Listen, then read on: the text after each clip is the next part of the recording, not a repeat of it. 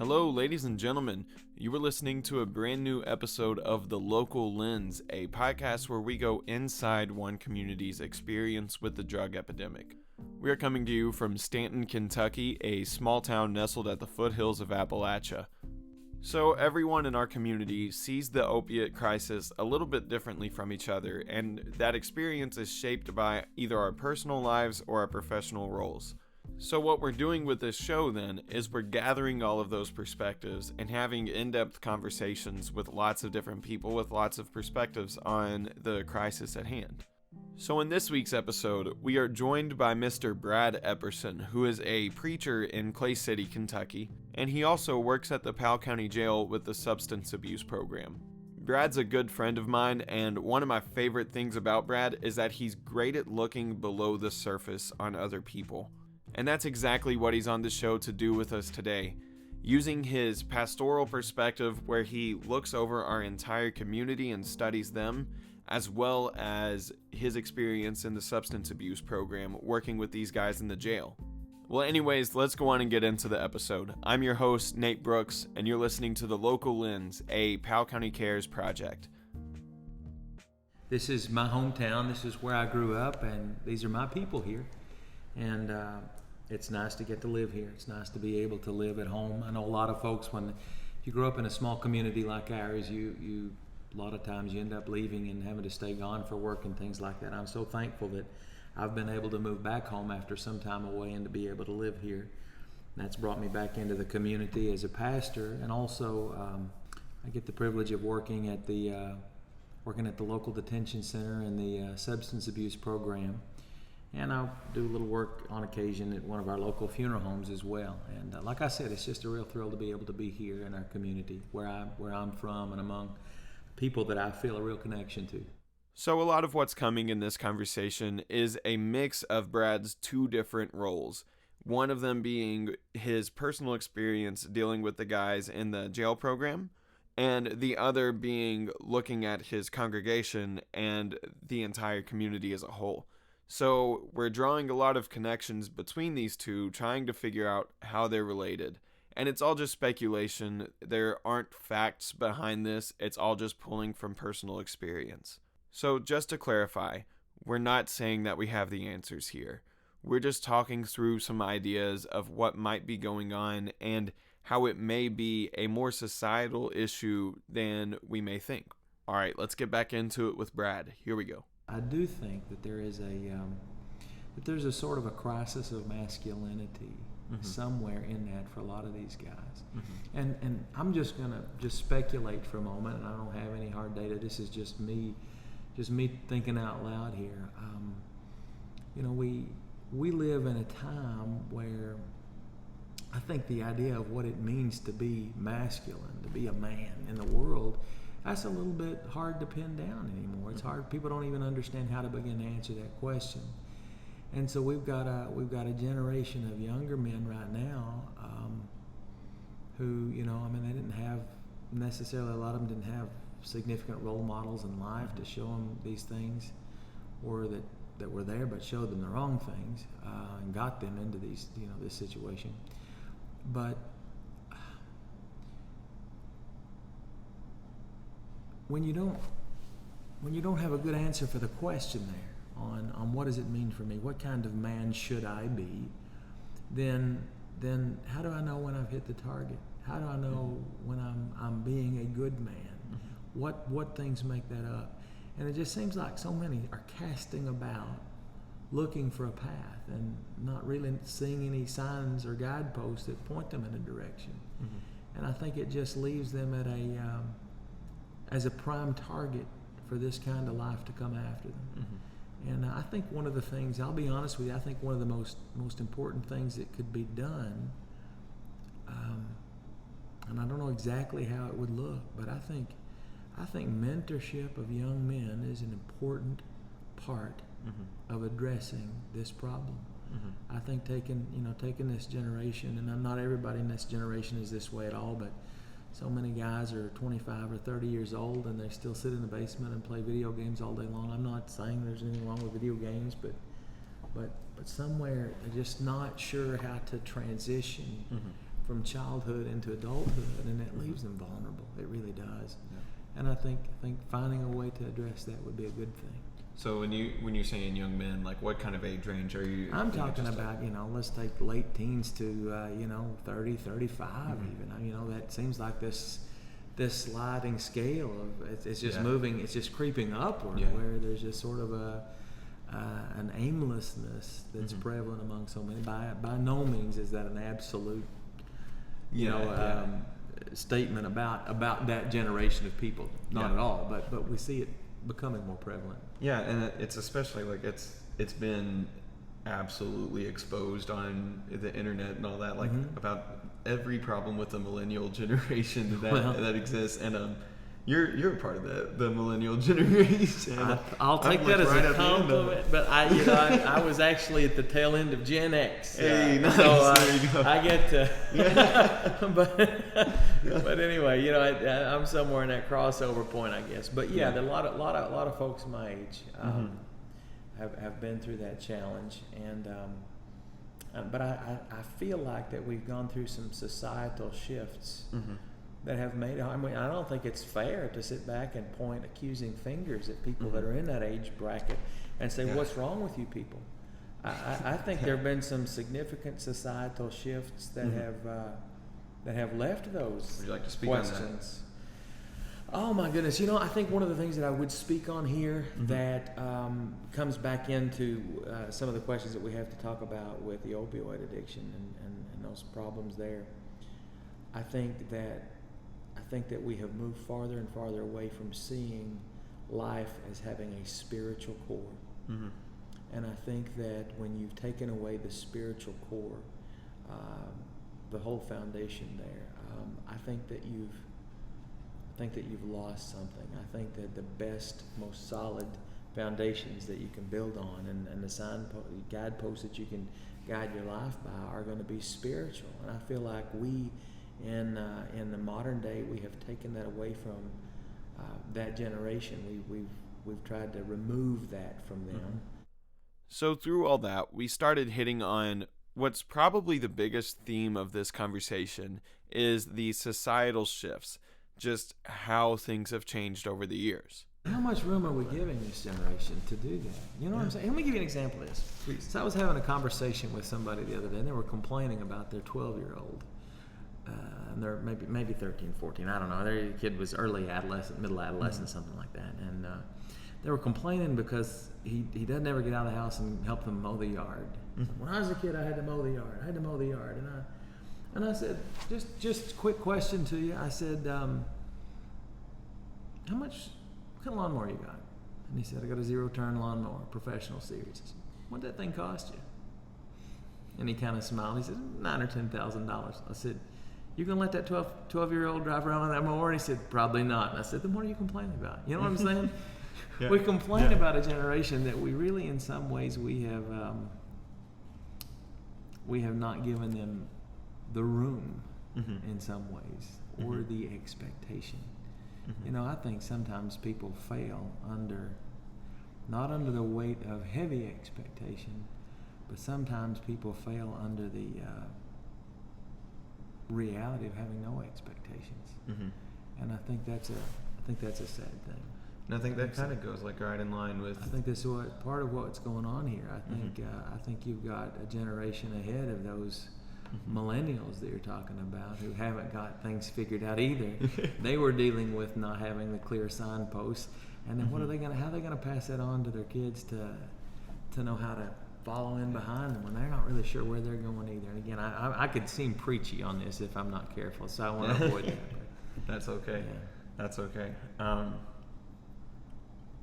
don't even know how you would begin to address that other than like you solidify communities. It seems to me like one thing I've always benefited from, like in like how I've been raised, like there was a congregation of people 50 years older than me that like I could go to any of their porches right now and I would get a dinner from them, and like I would get prayer over me if that's what they thought I needed. And as a cool part of being part of a community, which is multi-generational, multi-background, but you felt you felt like you were a part of that, right? I mean, you felt plugged in. Yeah.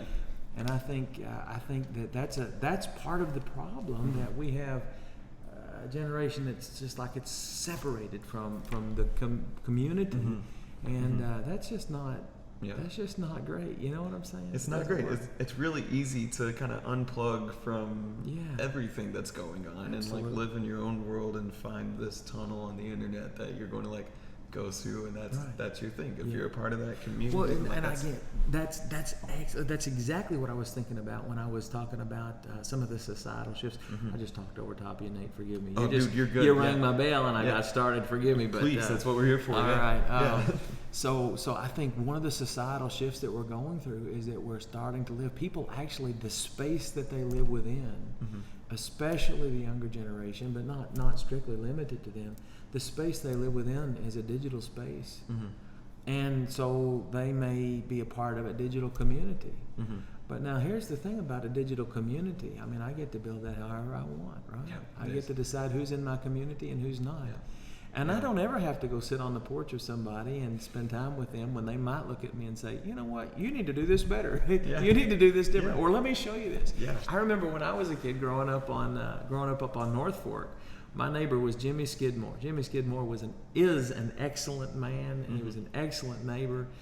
And but now, when he was out working in his garden, I knew that if I went sauntering down the road in front of his field, that he might draft me to pick rocks up out of his garden. He might say, "Hey, come here, I got a job for you to do." You know what I'm saying? But that was part of living in community. That's what that looked like. And now, I'm just not so sure we have exactly that. It's not as organic as that anymore. And I just wonder if there's not some kind of cost in that somewhere. I believe there has to be some kind of thing we're giving up, and that's the program you're involved with at the jail mirrors that. It just takes that and like puts them back in. And again, so when I talk about a possible solution, or part of a solution, a broader solution being a mentorship thing, and we could talk about mentorship and assume that means, okay, let's find some 12-year-olds and 15-year-olds. I almost think you got to start it a little higher than that. I almost think you got to reach up into some folks in adulthood saying, hey, you know what, you want to come alongside us here? We're just going to talk about what life means and show each other how we live and things like that. I think that like you're hitting it on the head, and like it's something that like somebody from your position of leadership like has to kind of bring up. I think just like almost calling out like every individual. Like I see it as a community-wide problem. Like it's, and like your community, like it tends to be like a reflection of like the whole society, but like this community has the potential to be much different. It does. It really does. Yeah, I think that almost there's this sense of I think what Rick Bragg would call false pride. You know what I'm saying? We'll pretend that nothing is wrong. We'll pretend, and who do you think you are to tell me something? But anyway, it's I think it's a good time for our community to say, okay, something's got to be done here. I think, and this might tie back into what we were saying there a minute ago, but I think one of the things that we're seeing shifts in societally. We're moving from practical realities to theoretical realities, if that makes sense. I think so. So I think this is a generational difference. I look back to the generation of the oldest members of our congregation here at church, for example, and their life was practical. Their life was what they were going to get out there and what they were going to do and make things happen and things like that. Somewhere along the line, there's been a shifting away from that to just get the theory down. It doesn't matter if you do it or not, just understand the theory and you feel accomplished already.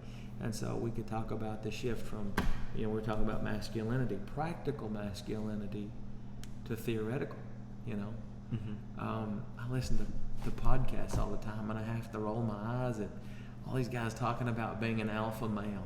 I don't know what that, it means they go to the gym a lot and they talk about being an alpha male. That seems like that's all, but I'm looking at these tough as nails old guys that are 90 years old. There's a fellow in our congregation who's in his 90s now, and And they've called me in several times saying, "Oh, he's about to die." Well, I'm seriously thinking he's going to be at my funeral someday. I went to see him, and I thought he was on his deathbed, and he wasn't. Where I said, well, I asked his wife. I said, "Well, where's he at?" And she said, "There's a big pile of rocks out behind the house. He went out there to move around." Okay, I thought he was about to, but I mean, that was just. I mean, he got to feeling better, so he got up and did something. You know. What about this shift, like even from practical Christianity to theoretical Christianity? That's a deadly shift. Now, don't get me wrong. There's some theory and there's some things to be believed that are fundamentally important. But it's almost like we've gotten to the place where we think that everything's going to be all right as long as I think the right things and believe the right things. But no question comes in about what am I going to do with it. And that doesn't work. James is clear that won't work. The only way to see it is to see it in action. Anyway, that's again, I don't know what you do with that, Nate. But so let me ask you this then. From your vantage point, then, what would be your prescription then to our community first? What do you think would actually help, like, turn the story of opioid usage around and get it to be a community that's all uplifting and everybody's working towards a better future? Take that how you feel. Okay, and I don't know that I can say it in a sentence, but I'll try to say it in 4 or 5. That's fine, yeah. But there's preacher math involved here, so you know what? There's a multiplier you got to figure in. Plenty of commas. Right? Yeah, exactly. I'll talk in much run-on sentence. Yeah. But I think there's a couple things I would mention. I think understanding that there's a spiritual core in everything. There's a spiritual core somewhere in this addiction. Ultimately, the guys that I see do well and seem to do well long term are the guys who connect with the spiritual core. That brings hope. There's a question on the list here. I think that you asked about. You were going to ask me about getting away from the stigma or the shame of that. Yes. If I could talk about that for just a moment and lay that against something. Please do. Shame can be a powerful motivator, but it can be just as powerful a demotivator. And so shame can move people, but it can lock them down too. And so I'm not sure how trustworthy shame is really. A much better resource than shame is hope. Hope. And hope brings with it some spiritual resources. It's the ability to look beyond where you are now and to see where you very well may get to be. And so I think that's an incredible element. And again, it's a spiritual thing. So seeing a spiritual core to this is important. I think also becoming people of action. This is going to require an investment, not of tax dollars. I mean, maybe of tax dollars, yes, but more than that, it's going to take an investment of time and of energy and of picking up a whole segment of the population that we can't that we can't pretend is just those people anymore. Because the truth is, I can't think of a family in our community that's not affected by this some way, somehow. Yeah. So that's just a non-starter to say it's those people out there. It's our people. It's our people. It's going to take an investment of a lot of individuals within this community, of their time, their energy, their prayer, and their involvement to rescue. I want to say a generation, though it's not all in one generation, but a whole group of people right now who are falling through the cracks. And I think it's going to have to include connection with those folks, connecting with them to meet them where they are. Is it frustrating? Oh my gosh, yes, it's frustrating. But I think it's worth doing. I really do believe so. Just for a moment, I could talk about why it's frustrating. Please. Everybody knows why it's frustrating. There's another question that you ask here, and you say, that you gave to me, that you asked, would you say that addiction is a disability/disease? Now that's a difficult question. That's a hard one. It is. I'm not sure it's a helpful one. And what I mean by that is this. I think sometimes we fall into the trap of thinking that if we can categorize a thing, that our work is done. It reminds me of a discussion that Jesus had with his disciples when they encountered this man who was born blind, right? You remember the story? Mm-hmm. And his disciples, apparently they're under the idea that what they need to do is figure out who's to blame. Mm-hmm. Whose fault is this? Mm-hmm. Why is this? Is it whose sin led to this man being born blind? Was it his sin or was it his parents' sin? Mm-hmm. And Jesus says it's not got anything to do with that. What are you talking about? Let's deal with the problem that is instead of trying to figure out where the blame goes. Now, I come back to this question about whether addiction is a disability or a disease. If we answer yes or if we answer no, how much closer does that really move us to the solution to it all? I don't know. Is it a disability or a disease? Yes and no. I think it is both. It behaves like a disease in a lot of ways. It does. It alters the body. It alters brain chemistry. There's no doubt about that. And yet, when I ask those guys at the jail who are living this, more than half of them will resent you saying that they have a disease because they say that makes them feel powerless. They say that takes away any control that they have over it. They say, so sometimes it's like a disease, but somewhere I have to have an ability to make a choice. Even if I can't just choose not to have it, I can choose to get help. I can choose to begin things that lead me on to somewhere else. And so that's a part of that too, not seeing it just as an unhelpable disease. Understand that there's some moral implications here. Understand that these folks have burned a lot of bridges and they've hurt a lot of people and they've seen a lot of destruction. It's frustrating. It's frustrating dealing with people. Yeah. But there's a lot of help that can be done. A lot of lives that can be changed. Yeah. Yeah, I think it's really easy from the outside of like from outside the jail walls to like see numbers, see statistics, right, see scientific research on it and be like okay, they've said that it's that's enough to convince me. And it's really easy to detach this whole like problem from like human faces, from like people that have whole lives and whole stories and but also people that have like whole choice over like if they're going to like come back from it, if they're going to fight it. Absolutely. And, so that's I think that's important to hear. Sure. From these guys. And I think our community offers some places and ways that people can become involved. And I think probably we need to try to really educate our community about ways that they can make a difference. There's nothing more frustrating than feeling like I see a problem and I don't know how to do anything about it.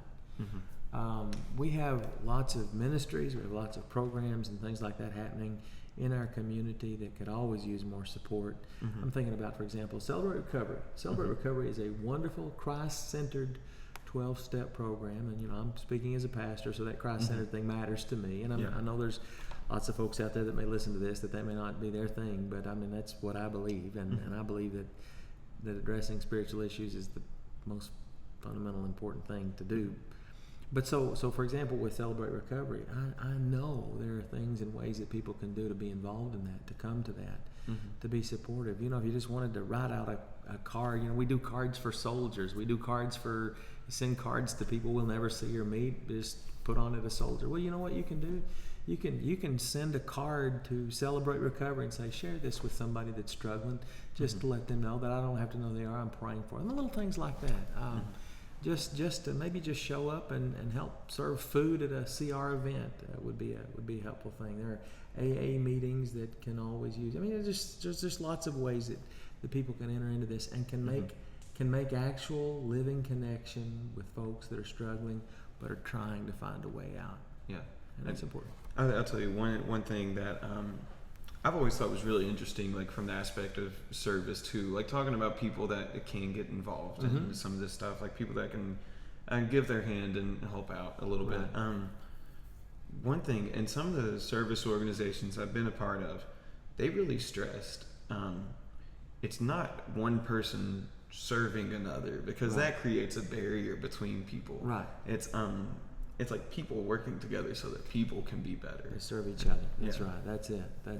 because just as much as somebody comes in, like if somebody comes in that like makes the best broccoli casserole on the planet and brings it and gives it to people, but like they're being served back just as many like lessons in humanity at least, and just like their eyes may like be just as closed as anybody else's. Just like if you look at yourself as the hero of that situation rather than like as like we're working together to reach some kind of solution. We're trying to build everybody up, and so that's something I've always thought was important. I think that's a good way to talk about and define what community means. Mm-hmm.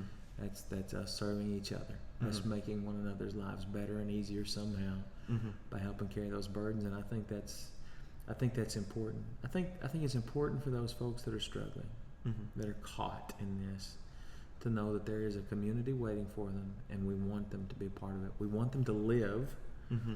and we want them to find their place within this community. We're not trying to throw you away.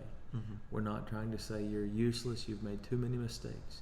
We want you in our community. We want you to be here. To use a picture from sort of the Christian faith and from the church life, we want to wash your feet mm-hmm. and you to wash ours. That's an important picture there, I think. And I like what you said there. I think that's it. I don't need to show up and be the hero. Mm-hmm. I just need to show up and be somebody who shows human respect to others, mm-hmm. value, and receives the same in turn. Mm-hmm. That's right. Well, ladies and gentlemen, that is Brad Epperson. Now, I love talking to this guy because, once again, he's so good at looking at people, and people as a whole, too, as an entire community. And I think his analysis of how our community is working nowadays is pretty accurate. And I think what we should take away from that is that we all have a hand in helping. We can all participate in this community and try to make it better for everyone involved.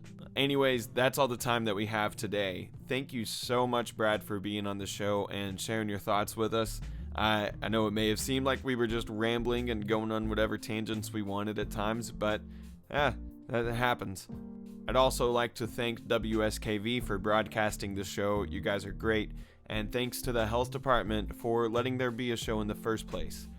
You're listening to The Local Lens. This is Nate Brooks, your host. These are our people using our voices, telling our stories, because no one sees it like we do.